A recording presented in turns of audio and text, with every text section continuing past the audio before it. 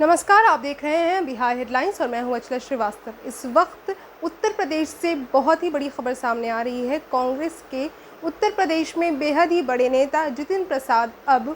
BJP का दामन थाम चुके हैं। जी हां, बीजेपी का दामन थाम चुके हैं जितिन प्रसाद, जो कि लंबे समय से कांग्रेस के मुख्य नेता रह चुके थे। साफ छवि के साथ ही अपने समाज में अच्छी पकड़ बनाकर रखे हुए जितिन प्रसाद का कांग्रेस से बाहर निकलकर बीजेपी में आना कांग्रेस के लिए इलेक्शन से पहले, चुनाव से पहले एक बहुत बड़ा झटका साबित हो रहा है। आपको बता दिया जाए कि जितिन प्रसाद आज यानी बुधवार को ही बीजेपी में शामिल हो गए हैं और रेलवे मिनिस्टर यानी कि हमारे भारत के रेल मंत्री पीयूष गोयल के द्वारा ही उन्हें बीजेपी में शामिल किया गया है। इससे पहले ही यानी कि बीजेपी में शामिल होने से पहले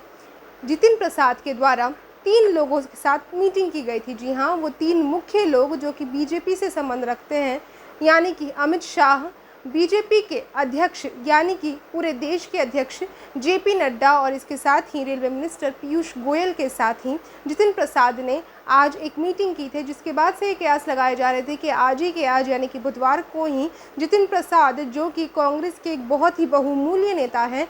वो बीजेपी में शामिल हो सकते हैं। और ऐसा ही हो गया है और पीयूष गोयल के द्वारा ही बीजेपी में उन्हें शामिल कर लिया गया है। आपको बता दिया जाए कि कुछ दिन पहले ही जब सीएम योगी आदित्यनाथ का जन्मदिन था, उस वक्त हालांकि कांग्रेस से किसी भी नेता ने उन्हें जन्मदिन की बधाई नहीं दी थी, लेकिन जितिन प्रसाद के द्वारा ट्विटर पर उन्हें यानी योगी आदित्यनाथ को जन्मदिन की बधाई दी गई थी। उसी समय ये कयास लगाए जा रहे थे कि हो सकता है जितिन प्रसाद, जो कि एक साफ छवि के नेता हैं और ब्राह्मण समाज में उनका एक वर्चस्व है, एक बहुत ही अच्छी पकड़ है, वो अब बीजेपी में शामिल हो सकते हैं, क्योंकि योगी आदित्यनाथ खुद एक ब्राह्मण हैं और जितिन प्रसाद भी ब्राह्मण समाज से ताल्लुक़ रखते हैं और ब्राह्मण समाज में एक बेहद ही अच्छी पकड़ बनाए हुए हैं। तो ये तय था और इसके कयास बड़े ही ज़ोरों शोरों से लगाए जा रहे थे कि अब जितिन प्रसाद, जो कि कांग्रेस के बड़े ही सीनियर नेता माने जा रहे थे, अब वे बीजेपी में शामिल हो सकते हैं और आज बिल्कुल ऐसा ही हुआ है।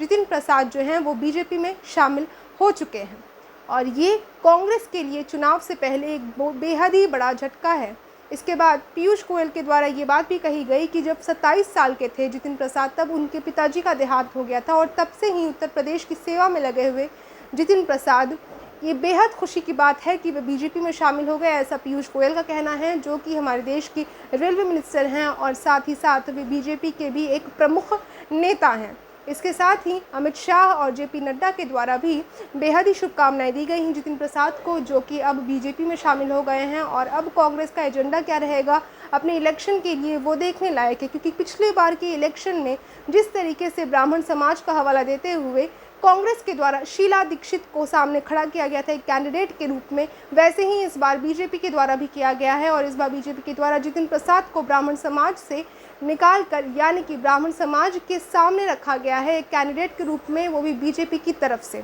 आगे देखते हैं कि इलेक्शन पर इसका क्या प्रभाव पड़ेगा। आप बने रहिए बिहार हेडलाइंस के साथ। हमारे वीडियोज़ को लाइक शेयर